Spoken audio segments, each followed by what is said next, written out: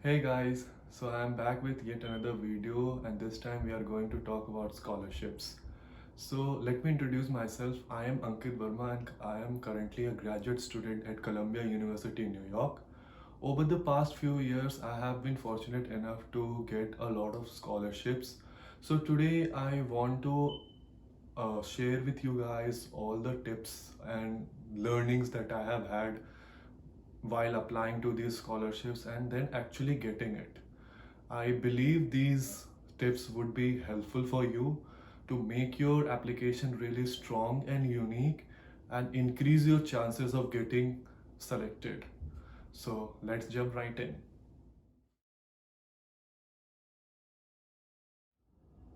Before we get to the tips part, let me share with you guys in few seconds the scholarships that I got, so that if any of you are applying to any of these scholarships, do let me know. I would be very happy to help.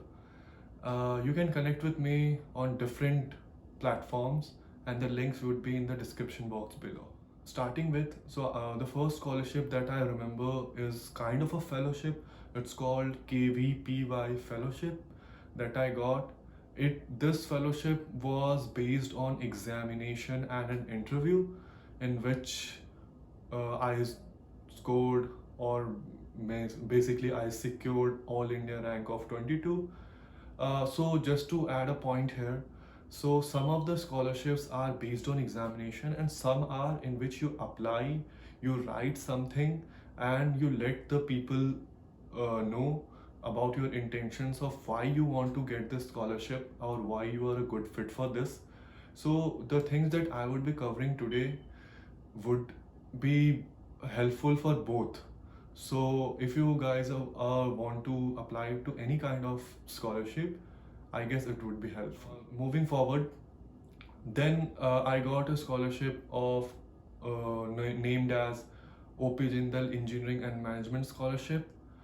In that, every year around 100 students are selected who perform well in both academically and in other areas.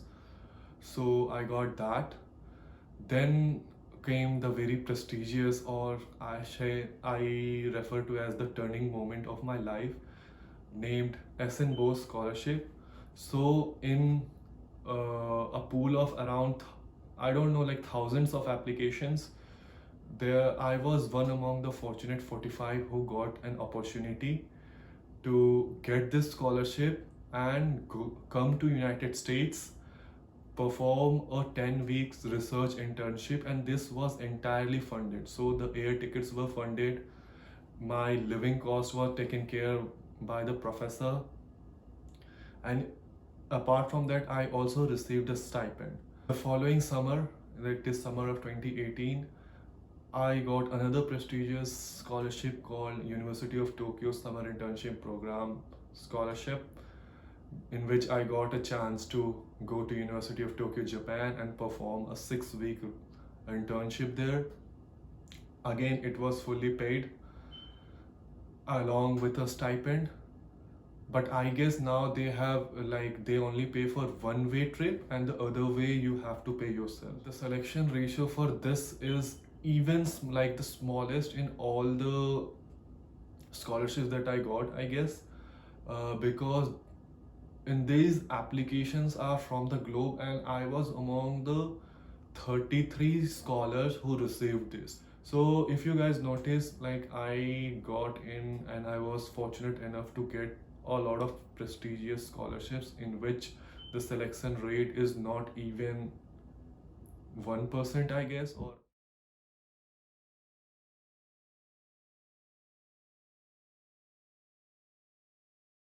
in most of the scholarships application, you will find that you need to write some essay or some 500 or 1000 word kind of essays, or what do they call, statement of purpose or statement of intent. And uh, I guess this is the very, and for scholarship applications that have these, you should spend 80 or 90% of your time in this, because this is the make or break thing for you. And if you get this correctly, your you are almost sure of getting that scholarship. Now, I told in my last video, I told you in very detail how to write statement of purposes, but I would like to add few points to that, which I specifically do while applying to any scholarship. The first thing is always write about the problem that you see and the solution that is in your mind and you want to implement. So let me give you an example. So for the Essenberg scholarship, I wrote about a problem such as, like, there are a lot of incidents in which spacecrafts while taking off get burst into flames, or there are a lot of accidents and chances of accidents in like moon mission or different astronomical missions are very high. So I see the problem, but here are few points of solutions that I would like to suggest. And I believe that is what got me that scholarship, because as I will talk later in the video, my overall thing was not that good enough, but the way I wrote it, like, and tried to try to find a problem that is unique or very few people think about, and even though they think about, they don't come up with any solutions or suggest any solutions. The solution need not be correct or need not be 100% efficient, but if you can portray that yeah, you have a solution, that would be amazing. Secondly, if you can find someone who got this scholarship in the past and went on to do something amazing, maybe you find their interviews where they say this is the scholarship that gave them that leverage or the springboard to do these wonderful things. Try to mention that in your statement of purpose, because it shows the person, it shows the reader that that how prestigious this scholarship is. And even the reader, if the reader is not aware of that, the person will really feel proud. Okay, so my scholarship got someone to do something that made a change in this world. Say that you are inspired by that, and you know how important this scholarship is. So just like I say in my statement of purpose video, you are not writing things, you are showing, you are demonstrating indirectly to the reader that you know how important and prestigious this scholarship is and how it can change your life as well. Thirdly, in this point, in this tip, don't get too technical. People don't like reading technical things a lot. I mean, only people with appropriate technical background read that, and you never know who is going to read your statement of purpose to decide or make a decision or to forward your application for further rounds. Don't get too technical. Yeah, it's okay to mention few technical terms, but try to have more of a story to it rather than getting too technical. And because if you cannot if you know something and you cannot explain that thing in very few words or very simple words to others, then most probably you don't understand that thing correctly. So always remember this and try to be in as layman terms and as common terms as possible, and try to create that picture in the reader's mind. The second tip would be show your skills. Now, in the first five, I told you that tell the person about the problem and the solution that you have in mind. But let the person know that you have definite amount of skill sets that you will require and you can do it. Like, you don't only think about it, you have those skill set to do that. Now, some of you might ask, or some of you might think that sometimes when you apply to a scholarship, you don't possess that necessary skill set. So what to do then?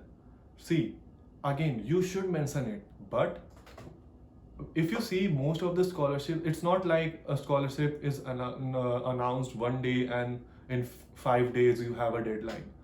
Mostly it's not the case. It's usually a month or two before the deadline.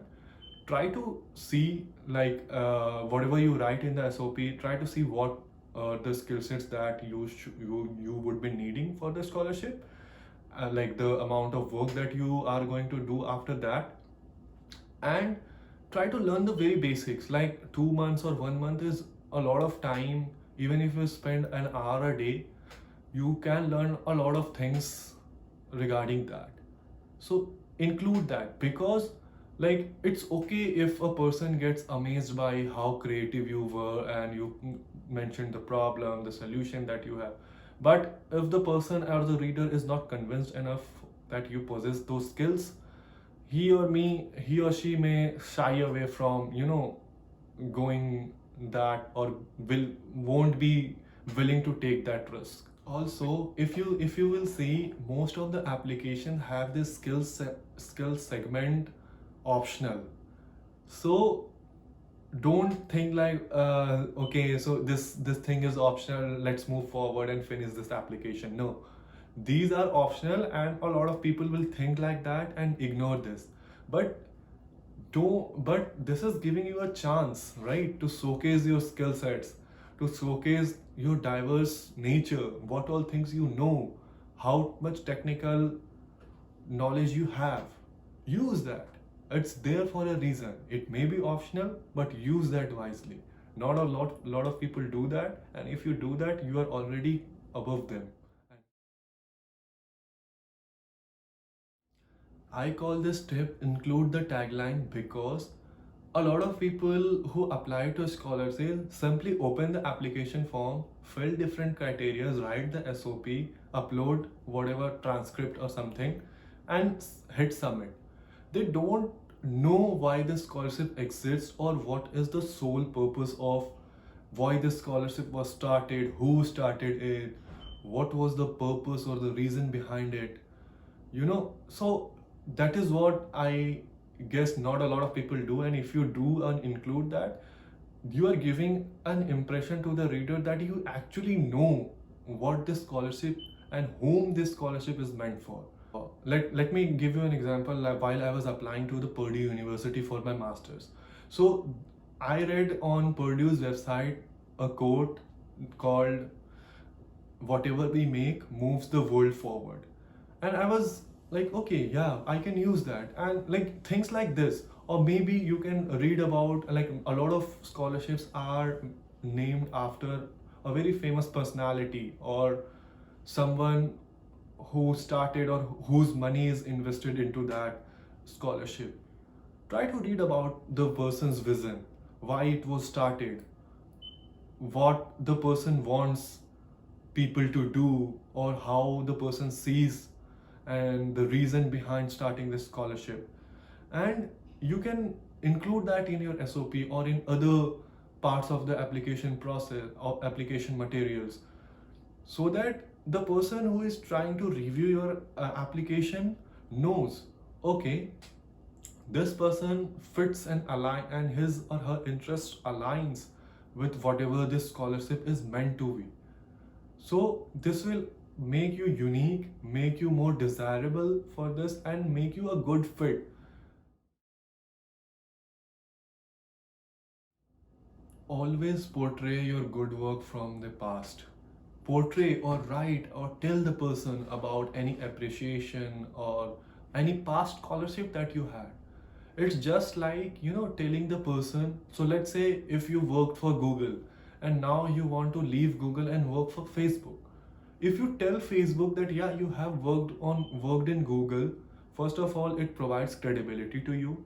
Second of all, if you are applying to the same position or similar scholarship, the person knows, okay, so one another prestigious organization gave you a scholarship, then they must have seen something in you. So it provides more credibility to your application, and also makes you more unique, gives you an upper hand in comparison to other applicants. And just like the second tip in which I talked about showing your skills, this is also very, optional in nature. But don't let it go. Try to showcase it. Try to show your interest by emailing the person who you think, or maybe let's say maybe your scholarship is about doing a research at any university, and you intend to prefer or choose some professor. Try to email the professor. Try to email the professor that you are interested, you follow their work and things like that. Try to give it a personal touch, because let's say if and try to tell about yourself in that email. You have certain skills and why you are interested and things like that. And if the professor sees that, yeah, this person is very genuinely interested, knows stuff, knows what he's talking about, then even professor can push or like ask the committee who decide. Because this has happened to a lot of my friends. Like for SN Bose only, I met a person there who applied for that, and was emailing to different professors that so the thing in SN Bose scholarship is that once you get a scholarship, you have an opportunity to choose any professor in the US to work under. So the some people do this after they get the scholarship. Some people try to just for the safety purpose, so that they get whom they want to work under, start very early. So that was the person who started very early and kept emailing different professors whose work inspired him. And ultimately, he didn't get the scholarship offer, but that professor funded him and like called him on his own. So you see, like, and this is not only just about research scholarship. Maybe when you when you click the submit button, you get some most of the times you get an automated email, but sometimes you get follow-ups from people who are really involved. Try to email them, and if that person or the professor or whoever concerned approves you or asks the committee, then you are definitely going to get that scholarship. So this is one of other trick that a lot of people who just click submit button and forget about it don't do. Search people who already got this scholarship in the past and connect with them, because the tips that they will give you is beyond anything you can imagine, because that helps a lot. So if I talk about my SNBO scholarship, I didn't even think like I would be even able to get into this. I just talked to the person, like one of my seniors who who is one of my seniors from Columbia University now. So she told me a lot of things, and she even wrote a blog about it, and that immensely helped me. So try to connect with this, with the people. You may do a LinkedIn search. You like LinkedIn is such a great source. You can just type the name of your scholarship, and definitely you are going to find one or two or three or 10 people who can tell you more about it. How was their experience? Was it worth going for? How did they apply? And try to talk to people who got this scholarship recently. Because if you like ask how did I apply to SN 10 years from now, I may not even remember a lot of stuff. I may be giving very generalized opinion. But if you are going for a particular scholarship, try to get that specific information, like these things work for this scholarship, these things you should shy from, don't do this, don't do that. That is a lot of scholarships need some recommendation from other people, or write different letters of recommendations and things like this. These can also serve you and like give you a boost in this application process. Try to, first of all, don't try to get it from a very renowned person. If if the person is agreeing to only write very general stuff about you, like writing about me like Ankit is a good student, I mean, that does not make a lot of difference. A lot of people are good students, right? if the person is willing to include the specific examples, include that, give that personal touch into your recommendation, include various events from your past, so to prove his or her point, then try to go for it. And I will give you a very good example of this.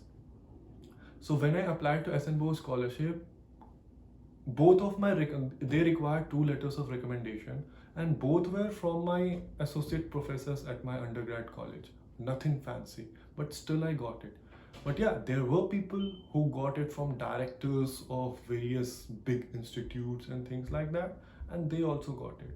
So if you see, I believe content matters rather than the position of the person who is giving you a recommendation. So don't blindly run for, like, because most of you will do this mistake, and most of the people go for, okay, if I can get a recommendation from the head of my department or head of this, head of that, and if that recommendation letter all has is the person is a good student, he has certain capabilities and things like that. No. First thing to keep in mind. Second thing, let's say they ask for two letters of recommendation. So talk to the people, talk to very different people, I would say. Let's say the first person is your professor under whom you did a project. Second person could be a person who under whom you did a summer internship, or maybe he's a teacher of a subject that you really like or really scored well. you know and also talk to them to, like, and ask them politely to write different things. So, like, tell the project person to write how you work in a group, how you manage the deadlines, how you try to do things differently yet be aligned with the team's common idea. And you can ask the other person to write about maybe how good you are a student in the class, and don't ask the person to write only he or she is a good student. Like, try to ask, like, maybe if the person can include specific examples and things like that. Because you see, it's just about psychology, human psychology. Let's say if I write about you, the viewer of this video is a good person. But let's say one of you posted a comment on me, and in my next video, I try to include that in my, so say viewer X wrote this and this really touched me, and this is why I feel the person is very good by heart. So a lot of other people watching this would remember the person, would, because of that comment, because of a specific thing. People tend to forget names and stuff, but they tend not, like, they rarely forget some incidents that touch them. So try to include that. So you see how you are trying to create a very, like, create a picture in the mind of the reader. And this is what I have talked about in my statement of purpose video a lot, in very, very detail. You may have a look if you want to have an idea of how to write things in a way that the reader gets to where you want the reader to get to. If the application deadline is not rolling on a rolling basis, use the entire duration it's given. It's not like if you submit your application early and it's not rolling basis, then they will consider you, or you will face less competition. It's not like that. After the deadline, they start reviewing all the applications. So try to use the entire thing. Write stuff, complete your application. Don't press the submit button. Make iterations. Ask other people to review it for you. You know, make iterations, so that because the first draft that you will write or you will have, you will always think, okay, this is something very good or great. But when you reach 10th iteration, you will feel how stupid you were to write, even like to write whatever you wrote in your first draft. But yeah, one thing to keep in mind in this, don't try to ask a lot of people, like let's say you ask 20 people to read that stuff, because everyone will give or like or dislike some part of it. And if you go and ask 20 people, though and if you make changes based on their recommendation, your entire SOP will transform and look like it has been written by 20 different people. Try not to do that. Ask 4 5 good people whom you trust. Include in those 4 5 people, include 1 or 2 people who already got scholarships, and if they have time, like politely ask them when you connect to them. And try to include those points. And yeah, if you have if you are applying to any of the scholarships that I mentioned, or I will just put it on the screen right now, and if you even in the description box, so any of you are applying to these scholarships, you can ping me to have a look on your statement of purpose or any other application part that you feel you are not doing good enough, or you feel you need help with. I would love to help you guys. So these are some of the websites that I generally use to find about different scholarships. First of all, which the site that I really find very useful is eduinfo.asia. You can see it on the screen. It's a very, very good website and has a lot of international as well as national scholarships, the deadlines, what it is about, links to like official sources and things like that. And you will find a lot of good quality scholarships here.